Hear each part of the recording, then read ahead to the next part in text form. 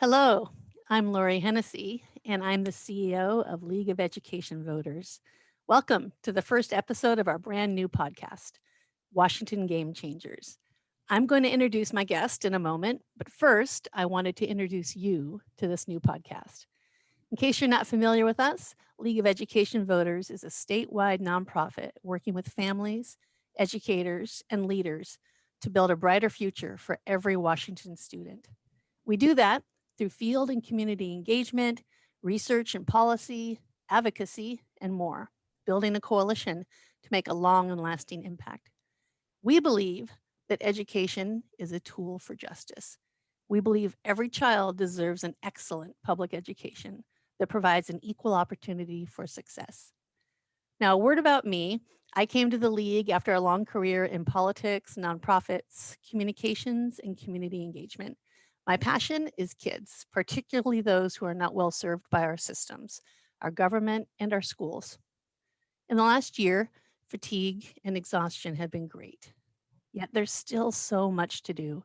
So I want to do what I can to provide a forum for those who are doing amazing work, inspirational work, work done with care and passion and bravery. I want to talk to them and hear their stories and then share them with you. Washington Game Changers will look at innovative solutions to our problems of today, inspire others, and lead the way in making Washington State more equitable and just. This podcast, quite simply, is a one on one conversation with powerful leaders in a time when we need to hear about the good people doing good in this world. And that brings us to my first guest. For me, there really was no question who it would be. Dr. Ben Danielson is a 1992 graduate of the UW School of Medicine, a pediatrician, and he led the Odessa Brown Children's Clinic in Seattle for more than 20 years. He's also a professor of clinical pediatrics. He's been on multiple boards, volunteers relentlessly, and has cared deeply about his patients, their families, and our community. Dr. Ben spoke at our annual event this fall on racial equity in education. Many of you joined us watching this wonderful event, and you can still find the recording on our website. He's had quite a journey since then, so I wanted to check in with him. This year has been a time for a lot of soul searching for many of us since the murder of George Floyd. We've been engaged in long overdue reckoning over racism, both in our country and in our own lives. So there's a lot to talk about. And I know it's a lot more than one conversation, but now felt like a really good time to start. Dr. Ben, welcome. Thank you. And I just want to say thank you for all that you do for kids and for education. I really admire the organization and the personal mission that you have in really looking out for, especially the kids who are least well served. Thank you. Thank you for everything you do. So first of all, thanks for coming back and joining us. And tell me a little bit, if you could, about your own lived experience. Where did you grow up and what brought you into medicine? The pre Seattle time. Um, I was born on the East Coast, and pretty early on, as a toddler, I was placed in foster care. And then, very luckily, I was fortunately rescued from that by this single hippie mom, Jude, who raised me along with her two children, her two daughters. So, single mom and two sisters. She moved us to DC, inner city DC. I think partly because my mom and my sisters are white, and they wanted to make sure I had the opportunity to be in an environment and context that spoke to me as a Black person, and that I had people that looked like me around me, and maybe provided some of the lessons and experiences that she knew that she might not be able to do. So I lived there and spent a lot of time in neighborhoods, learning from Black elders, people I would call my street moms, like Big Mama Pearl and others who taught me some of the lessons that I know a lot of other folks get taught, especially BIPOC folks, around the twice as good lessons and lectures, and how to avoid coming into the direct and most risky kinds of situations with people in authority. I didn't always listen, but when I was heading towards high school, my mom decided it was time for her to pursue her own dreams. I was getting in trouble a lot in DC, and she was looking for her next life, her next chapter. She always wanted to be a forester, work for the Forest Service. So, without an actual job, without necessarily anything solid, she moved us out to Hamilton, Montana, a small town in western Montana, and we started a different life there. I had gone from being in a school where my two sisters were two of the few um, white students in that school to being in a high school where I was the first and only black student in that high school.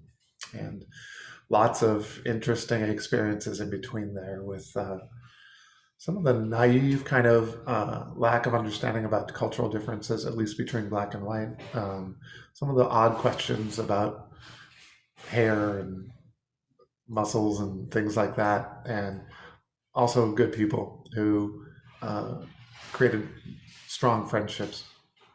I went to college back east after high school, and then when I was looking for medical schools, I looked around and first of all, I saw Seattle, this space that has this intersection of urban culture and outdoor extravagant possibility. Not that I'm much of an outdoorsy person. I might get kicked out of Seattle because I don't camp, hike, kayak, or have anything strapped to the roof of my car. And but I love the city and the vista of it and the vibe, which seemed pretty relaxed and interesting. And then the medical school, which was one of the top rated in the country for research, was also one of the top rated in the country for primary care preparation, was top rated for sending doctors out to developing countries and to do work all over the globe and to work at the CDC and do all these amazing things. So I figured I was going to get a good education from that experience. So before we go to the next part of your career, you said something in passing just now. You said twice as good. And it's interesting because I know what you're referring to. And as you say it, I realize I don't know if everyone knows what you're referring to when you just refer to you were very aware of twice as good and that I think Mama Pearl you said had taught you some of that. Tell me more about twice as good. Yeah, Big Mama Pearl. I'm assuming that the twice as good speech is a little bit different for different people, but in the Black community in particular and other BIPOC communities, there are lessons that need to be told, or at least that elders feel like they need to tell young people as they're starting to become more parts of communities and society. The twice as good speech for me was something along the lines of um, this country is not designed in your favor. You're a black man who's going to try to make it in a world where odds are stacked, and Mm, yet you have to succeed anyway. You have to try. You have to work, and not only do you have to work, but you have to work twice as hard as someone who's not black. You have to speak twice as well as someone who's not black. You have to strive to do twice as much achievement sometimes to get just the same amount of success or recognition. And that twice as good spoke to a way of behavior, perhaps, in mm, addition to the sort of running a race with some ankle weights on. mhm. And I've I don't think I've really run into a black child raised in a black community that Yeah, hasn't had that speech. yeah. And there's one other piece to that, if I could. Mhm, Uh, there was a moment, I think, when both Big Mama Pearl and Hippie Jude kind of realized something that I didn't quite see yet. I can't tell you exactly the age, but it was almost like it was a light switch moment from off to on, and I went from being, I think, frequently commented on as such a cute kid, cute mhm, boy, and I was not cute. I had a big nappy afro and skinny legs and arms, but commented in that sort of adorable way mhm. to people looking at me with more fear. Yeah. And I think that was when Big Mama Pearl knew that she had to give me that speech. I think Black young people, in fact, I know that young BIPOC people are maturized in the eyes Mm-hmm. of other people at an earlier age. Mm-hmm. It's part of what leads to disparate rates in incarceration and Mm-hmm. police shootings and other things about not understanding development or age um, across races. Yeah. Tell me about children's, both what drew you to it a little bit. You were telling me the other day about some wonderful history that I didn't know about children's. And so both sides, what drew you to it and why you left. History is our present, right? We are what we are. The spaces around us are what they are as an accumulation of history. So I pay attention to history and as much as I can. The history of Seattle Children's Hospital is really powerful. It was started by these amazing, strong women who decided that the Northwest needed a source of care for their young, precious children as Seattle was really beginning to evolve as a city. This was over 100 years ago. Mm-hmm. In addition, the communities were starting to aggregate and form in different ways.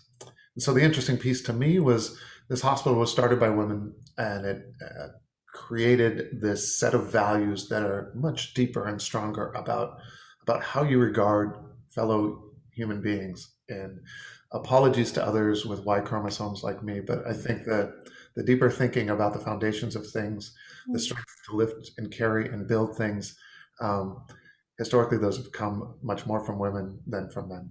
And Mm-hmm. there's just an incredible power of womanhood that has done most of the good in the world, I think. The Seattle Children's women were white women who were part Mm-hmm. of higher society. They met with this other group of women, these Black women from Mm-hmm. a support group called the Dorcas Society that was supporting the Black community. And these Black women came to them and I think knew they could speak to other women and say, we have children who need care. Our community is poor. We don't know if we're welcome in a place like Seattle Children's, and we want Mm-hmm. to know if our kids with tuberculosis and needing surgeries and having chronic diseases can get care there. And after these women spoke, the mission statement for Seattle Children's very early on, in its second or third year or something, Mm-hmm. was the dedication to care for all kids, regardless of race, religion, creed, or ability to pay, which I think is an act of activism, is a Yeah. powerful act for that time. I doubt that other organizations or institutions had Mm-hmm. anything near that kind of a robust, inclusive kind of policy. And I think it's powerful. And I think it is also when you make a big promise, you have to hold to it. And so I think it's one that I also personally hold Seattle Children's to, uh, Mm-hmm. regardless of what year it is. Yeah. So you were there for 20 years as part of Odessa Brown. Yeah. Went through residency, and believe me, I have every goofy badge picture from every era of my professional life. Finished residency, kept working at Children's in different ways, and then in Mm-hmm. 1999 was fortunate enough to get my dream job of the Mm-hmm. medical director at the Odessa Brown Children's Clinic, that also has a history that is also about women. Yeah. Uh, a clinic that arose out of the civil rights era as a statement from a Black community, Mm-hmm. central area that back then was 75% Black, that said, we want healthcare our own way. We Mm-hmm. want a place that is in our neighborhood, that Yeah. is staffed by us, that kids see themselves when they walk through the door, that has a special regard for the not only the quality of care that everyone deserves, but also the dignity that is not always um, automatic in the way systems serve people. Yeah. It started by women. That's the reason our clinic is named after a woman, Odessa Brown, another activist your mom would be proud of. His first medical director was Blanche Levizo, uh, Mm-hmm. quiet, more reserved activist. Grew up and went to school with the Reverend Dr. Martin Luther King Jr. Mm-hmm. in Mm-hmm. Atlanta, and I'm pretty sure she taught him every one of his good lines, good words. Over the time, I've been able to be a present, but the history, the strength, and the energy of Odessa Brown Clinic is really about women. a lot of us spend our lifetimes looking for work that fulfills us. And there's that old quote about how do something that you love, and you'll never work another day in your life. And just from the little time that I've spent talking to you, the alignment between your passion in what you care about in terms of community-centered care and the people who live around the clinic, your own passion around equity, and then healthcare, everything aligns. So it takes a lot to leave that. So tell us about why you don't want to be there anymore. Well, I'll amend your first statement. Do what you love, and you will work with your heart in it for every day of your Thank life. you. That's And you yes. look forward to going to work every morning Mhm. of your life. Yeah, Uh, much better. it really is work, right? Yeah, Like family or yeah, anything else. yeah. It's the work that you want to do, you care to do, and Mhm, you have the privilege of doing.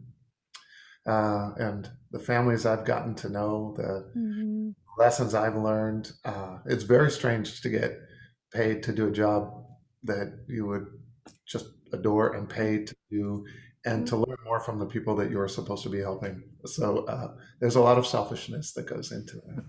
And to see generations of young people grow into their possibility is mhm. the most profound honors you can have. You know that you're in Yeah. education. But so what made you not want to be part of it anymore? Um, Coming to moments when you really have to ask yourself important questions, not that you haven't asked them before, but Mm, that the accumulation of the answer is really presenting itself in the way that you must respond in a different way. yeah. It's it's not often one moment Mm, or one thing that makes for a big pivot, a big change in your life. It is, I think, the power of reflection, though, that is part of that. And mm, so for me, there were a series of events that stretch back a decade. mhm, Uh, and their being in the past doesn't make them any better. You know, mhm. smarter people than me have said it's always the right time to do the right thing. Yeah. Uh, the best time to plant a tree was yesterday, and the next best is today. The idea that there are signs, messages, behaviors, Mhm, trends in a system that you already know is designed to create the risk of harm to people of color, to BIPOC folks. Um, but then to see the manifestation of that harm uh, in avoidable ways, avoidable structural racism. I don't know if there's a school of thought around that, but you just made me want to kind of explore that more. All of it should be avoidable. Some of it is more presciently and in the moment, mhm, presently avoidable. mhm, And I was seeing a disregard for trying to avoid harm mm, over time and in worsening ways. Selfishly, I also started to experience more and more of sort of being pushed to the side, taken out of spaces of decision making and authority, set, set in a space where I was felt less regarded, less welcome mhm, by the mhm, organization. But more importantly, to be honest, it was really what I was seeing happening both to other mm, people, and staff, and the way it was affecting communities. I can be yeah, specific if you want, but that's sort of the context. There was added to that some really final blows, not last straws, but mhm, last logs, like big. mhm, Um, in addition, and then this very intentional self-reflection, this mhm, if I am buying into the idea of a time of reckoning, yeah, uh, I should start with the person I see in the mirror every morning, mhm, really understand myself in that space. And it became very clear to me pretty without too much thought that I was my presence was actually mhm, contributing, was complicit in standing up an institution that was uh, adding harm mhm, in an intense way to the community that I was calling out as deserving of different care. I realized that stayed in an organization that treated me poorly, and I I don't know. Big Mama Pearl probably made me too proud about, you know, if you allow yourself to be in a situation that is treating you poorly, then there's a piece of your own Mhm. completely to blame for that. I watched people who were profane Mhm. in their language and their behavior, Mhm. be elevated as diversity champions, and I watched people who were profound in their expressions of social Mhm. justice and the need for us to have a different kind of stance, in both personally and Mhm. organizationally, in order to serve children better. Those people were fired and silenced and pushed aside or Mhm. threatened if they spoke too loudly. I don't think anyone would argue that that's the kind of environment that we should aspire to support with our presence, or Yeah. wait for another day when things might change if something turned a corner. No, this is Mhm. a reckoning for each of us. We have to stand. We have to stand and make the choices that are probably the hardest choices of our lives. Leaving the clinic, hardest choice possible for me professionally. Um, Separating from these wonderful people in the clinic and so many great people at the hospital as well. Yeah. Separating from families that deserve. It just lifted Mhm. me up, in addition to just being wonderful inspirations for the world. And making that choice was very hard. Practically, it was hard too. In order for me to speak to you today, honestly, I had to leave Mhm. without a severance, because with severances come non-disclosure agreements and other things. Strings. Yeah. Yeah. And I had to um, do that without another job prospect at the time, Mhm. Mhm. without quite knowing. Maybe it was a little bit like Hippie Jude moving to Montana about. But you are now connected to UW. Yeah, yeah, starting to build something there that I hope has the potential for some really meaningful work with the BIPOC communities and some of Mhm. the people who've been most harmed by our systems. Yeah. And I will, I will feel great for the privilege to do that work, and I hope it'll be wonderful work, and I hope I'll wake up looking forward to it every day. And it will never ever be like working at the Odessa Brown Children's Clinic. Yeah. You and I talked the other day about this whole sort of strange development the last few years where there was almost like a this huge robust fan club in town growing up around.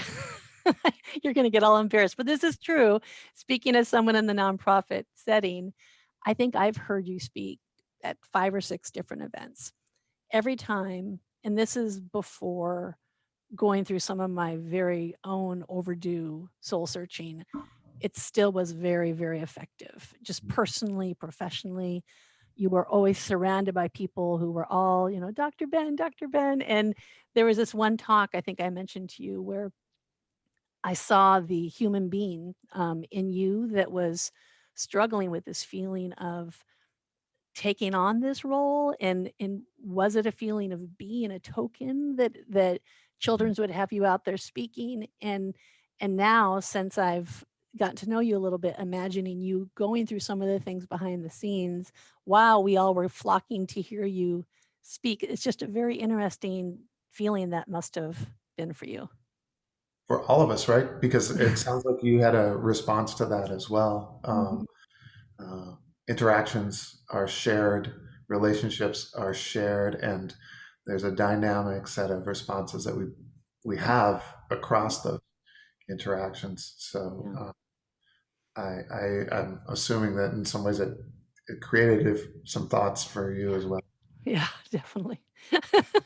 What about our systems? I mean, our systems we're all grappling with. I mean, it's everything from inherited wealth to redlining, no access to capital, and of course, where we are in education. And COVID-19 has just laid bare everything, right? I mean, now everything has been seen even more starkly. So I imagine that in your role, you were seeing that for the last year, both in terms of health impacts and also just kids not being able to access education as they needed?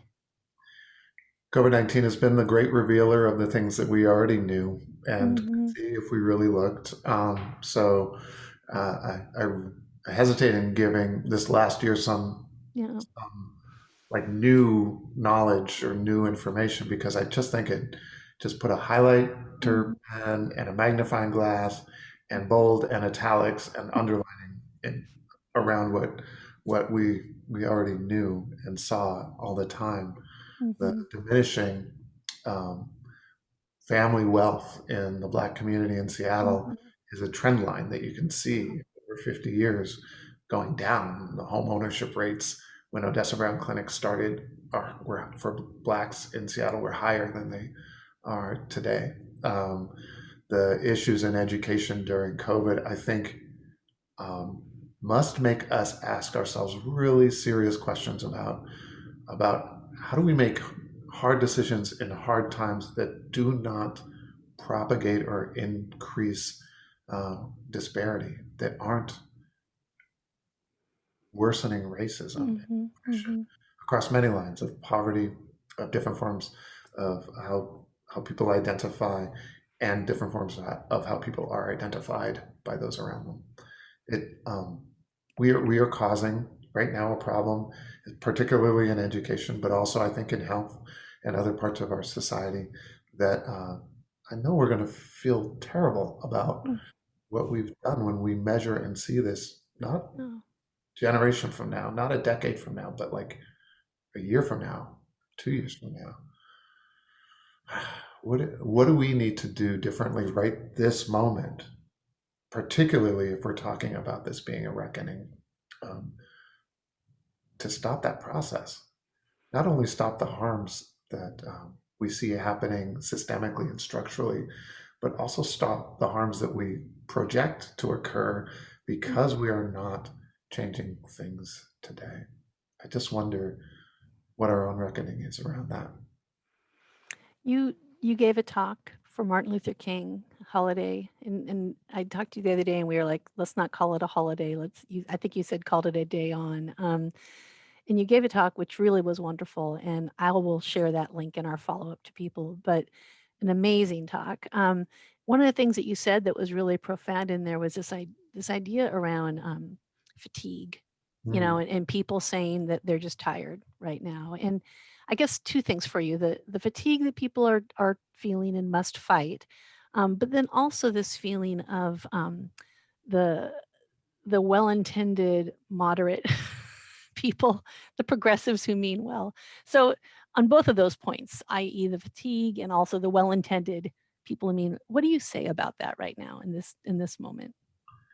I can, nothing new from me. I can only echo the statements that I think are just a truth that we have to examine right now. The words that the Reverend Doctor said about the power of the moderate to do harm is actually greater than the power of the extremist to do harm in our society. The moderate who is complacent, or the moderate that says that justice is inconvenient right now because I'm tired or because something else is going on. That is a much greater harm and will cause greater harm than any bloviating, lying, misogynistic, racist president ever could. I stand by that. I say that, and I would challenge people to think about that. Um, I guess I would also say that weariness is a truth, and there are ways in which people tap into weariness that they haven't before. There are many communities, BIPOC and other, that have struggled, have Mm-hmm. faced oppression, and know uh, the sense of weariness that other people are feeling, and maybe know it even better, more Mm-hmm. deeply. And I think we should at least think about that. The second thing I would say is, and I say this from my own personal experience, that um, when you are weary for the reasons that we are weary right now, which are both the economic and stress of uncertainty and the ways in which our lives have changed, but also the questions that we must be asking about um, the the way this pandemic has made us see how fragile some components of our infrastructure, our society are. The cure to that weariness coming from a doctor is activism. The action that you take to be true to your values, I promise you, will make you feel like you have an energy that you hadn't known ever before. What about um, kids? I keep thinking about kids right now. The kids in terms of those who might have been accepted already into college, who had to say, "No, I can't because I'm helping with my family now." Those who are getting school online on their mom's phone on a hotspot. I mean, we just hear stories all the time about how kids are experiencing this time differently. And I know we touched on this a little bit about the pandemic sort of highlighting what already exists, but we've been talking for so long about making schools more equitable and about finding more equity for students everywhere. And I assume that you experienced that so much in the community. I mean, what are some things we can start doing? And I know there's so much to do. It feels like activism is a big part of it, Yeah. doing something rather than just talking about it. I think there's a few ways for us to think about this, and I'm just going to lay out a couple of bigger Yeah. picture ideas. I believe we have a society that has the access to so much resource that nobody should need to suffer. And when I say Mhm. that, what I mean is we will all be better when we redistribute resources in a way that makes sure that everyone has opportunity to be better. And until we do that, um, we're not going to be well. We're not going to be well as a society. We have data that says uh, places with greater wealth gaps make everyone, including the wealthy, sicker. Mhm. We know in our hearts that part of the design of this society is to make sure resources go to people who need it most or who Mhm. deserve it most. So that makes me think, right? What are the things that make for privileged youth more able to navigate this time successfully than others? And Mhm. those are the resources that should be shifted very directly, very quickly, and very thoroughly to places where those resources don't exist. Second question, we are, I think, accumulating a debt that we owe to those young people Mhm. for whom their opportunity has been curtailed. How do we make sure that even if there are things that are happening right now that are affecting their opportunity, what do we structure in the near future to start paying down that debt that we owe to those young people? How do we superstructure the environment in a post-pandemic moment or something that especially invests in those who have been most affected? That is that is actually the definition of equity. And if we are in a time when we love to talk about equity, Mhm. that is exactly what equity says. That actually means that that we would do things that some people would call unequal and even Mhm. sometimes unfair, because you're going to fairly and justly invest in folks who had previously been unfairly divested. And Mhm. we can make the plans for that today. Even if we can't enact everything we want to, we can make the plans to reinvest in those communities and those kids today. I think that first and foremost, if you go to the communities that have been most sidelined and most disenfranchised by this current situation, they will have all the best ideas for what we should do to support them. And I can sit here and throw stuff out there, and uh, I would hope a lot of people would say, forget that. I want to go talk to the source. I want to go talk to the people with the most Yeah. lived knowledge right now, raising kids during this time. So one more question. When you and I talked early when we were planning our event, there was this moment that I'm now always going to joke about when I see you when we were brainstorming what to do in our breakout sessions after this event you helped us with. And I said, maybe we can have every person say 3 things I'll start doing tomorrow. And I vividly recall you said, I think you said, I say this with the kindest intent, but that's a very white thing to say. And on my own journey, I'm finding that as a lifelong do-gooding Northwesterner, I'm always in search of closure. I'm Yeah, always in search of feeling good about myself. How do we combat that right now? Because this is not a quick journey. This is not 3 things to do tomorrow. right. Right. Um, one answer is start. Don't decline doing something because you're waiting for the right three things to show up for you. So I think starting is really important, probably for any journey. It's really hard for them to happen if you don't start them. I think that this commitment to an evolving iteration and pathway, it is very white to think that there's a linearness to all of this as well. And you assume linearness when you say there are 3 or 5 steps. And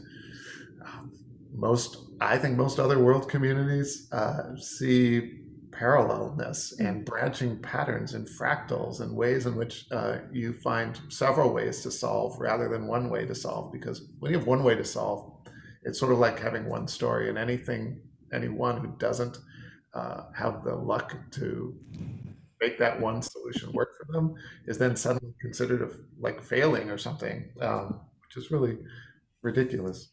I think that just to make you feel better, I won't name anything, but I was talking earlier today with a group of people, wonderful people, every one of them. And there were several BIPOC folks in this Mhm. conversation, and then a few white Yeah. folks. And uh, I did this sort of talk and I included some things like these 5 forms of deferring equity, the way equity can be deferred Yeah. by making it look like you're doing equity work when you're not, or Yeah. making equity unaccountable, and all these, I have these things, and Yeah. then a whole lot of other things. And at the end, um, it was really the one white person who said, "Wow, thank you for those tangible steps because that was the most important thing to me." And it was really different than the emotional conversation and different parts that were happening. And Mhm. this is I think there's a good way during a time of reflection in the beginning of a year that's part of a reckoning to look at many structures and ask, is that really the way it has to be? Is it really that when somebody writes down something, it suddenly takes more importance for me than when they say it orally? Does it Mhm. really have to be that when people need things to have a beginning and a middle and an end, and that closure has to happen, or else the rest of it didn't matter as much? Yeah. Does it really have to be that way? What can we ask ourselves about um, things that feel like they're inherently important that might just have been created by folks who had one set of perspectives? So my last thing, the vase. Hmm. Um, your metaphor from the poem, if you could share that, it just really has stuck with me.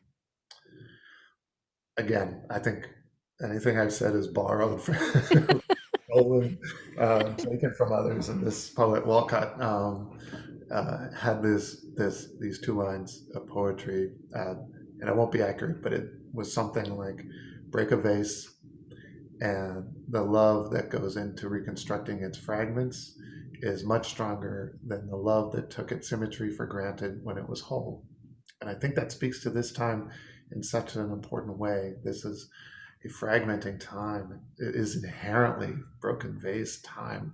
And I think it's important from a hope perspective to know that what we build out of this might actually be much, much greater, much more beautiful than the times in which we assumed that we would drive to work and gather and do all the things that we had just made part of our regular daily schedules before we had this time before us. I also think it tells us in the future not to be afraid to break things in the name of improving things.